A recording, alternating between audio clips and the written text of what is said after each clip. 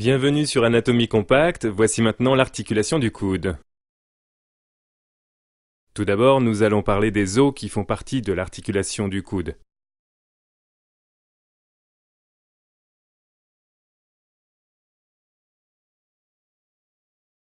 Trois os participent à l'articulation du coude ou articulatio cubiti. L'humérus, l'ulna et le radius. L'articulation du coude est une articulation en charnière, c'est-à-dire qu'elle permet la flexion et l'extension, ainsi que la pronation et la supination. L'articulation du coude se compose de trois articulations différentes qui reposent dans une capsule articulaire commune. Tout d'abord, l'articulatio humerulnaris, formée par la trochlea humeri et l'incisure trochléaire de l'ulna. Cette partie articulaire est une articulation en charnière typique. L'olecrano-ulné empêche l'hyperextension dans l'articulation du coude, et c'est un exemple de gouttière osseuse. La deuxième articulation partielle est l'articulatio humero-radialis, composée du capitulum humeri et de la caput radii. Anatomiquement parlant, cette articulation est structurellement une articulation sphéroïde. Toutefois, grâce à la fixation étroite du radius à l'ulna, aucun mouvement latéral n'est possible. Enfin, dans la troisième articulation, l'articulatio radio-ulnaris proximalis, la circumferentia articularis radii glisse comme une roue dans le ligamentum annulare radii.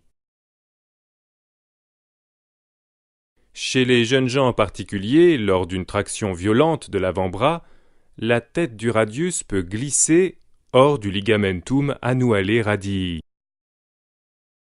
Parlons maintenant des principaux muscles de l'articulation du coude.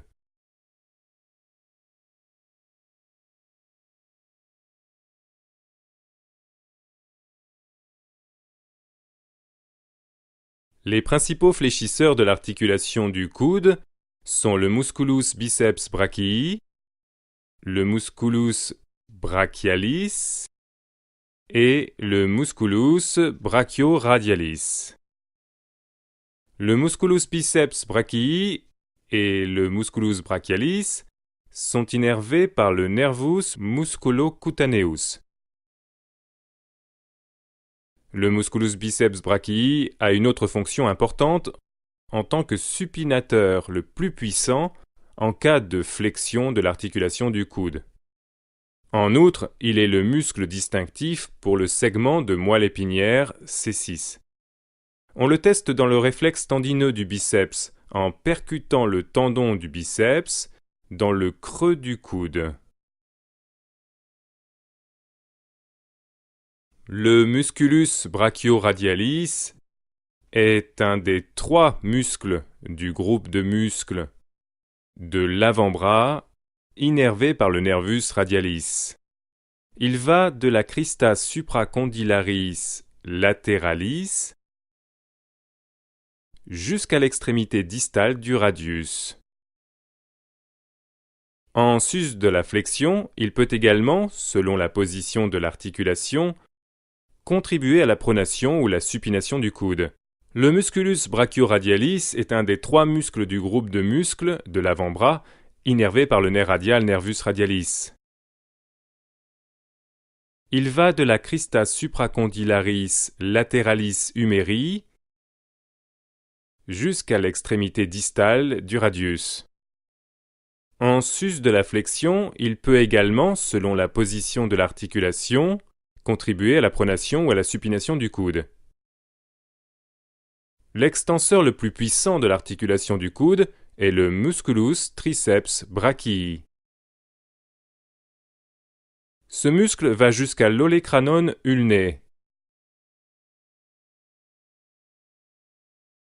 Comme tous les extenseurs du bras et de l'avant-bras, Le musculus triceps brachii est innervé par le nervus radialis.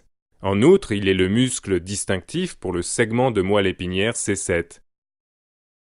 Le réflexe tendineux du triceps est testé en percutant le tendon du triceps juste au-dessus du coude. En cas de défaillance des extenseurs, le bras ne peut être ni plié ni déplié. Il faut dire que les défaillances des extenseurs sont les plus graves parce que presque tous les mouvements de la main nécessitent une flexion de l'avant-bras. Venons-en maintenant à la supination. Lorsque l'articulation du coude est pliée, le musculus biceps brachii est, comme on l'a dit, le muscle supinateur le plus puissant. Un exemple simple de sa fonction est le geste de visser une vis avec un tournevis. Lorsque le coude est tendu, le musculus supinator est le muscle supinateur le plus puissant. Avec ses deux têtes, ce muscle va de l'épicondylus lateralis humeri et de l'ulné jusqu'aux faces latérales et antérieures du radius proximal. En cas d'hypertrophie de ce muscle, le ramus profundus du nervus radialis, qui passe par ce muscle, peut être comprimé. On parle alors de syndrome du supinateur.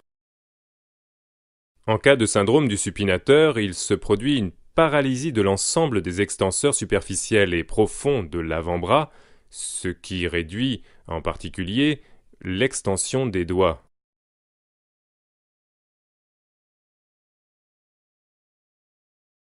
Les principaux pronateurs sont le musculus pronator teres et le musculus pronator quadratus. Avec ces deux têtes, le musculus pronator teres va de l'epicondylus medialis humeri et du processus coronoideus ulnae jusqu'au deuxième tiers du radius. Entre les deux têtes du musculus pronator teres passe le nervus medianus, et il peut arriver qu'il soit comprimé. C'est ce qu'on appelle le syndrome du pronator teres avec le tableau clinique typique de la main dans la position du serrement lorsqu'on essaie de fermer le poing. Le musculus pronator quadratus est tendu ici au niveau distal de l'avant-bras, entre la face antérieure de l'ulné et la face antérieure du radius.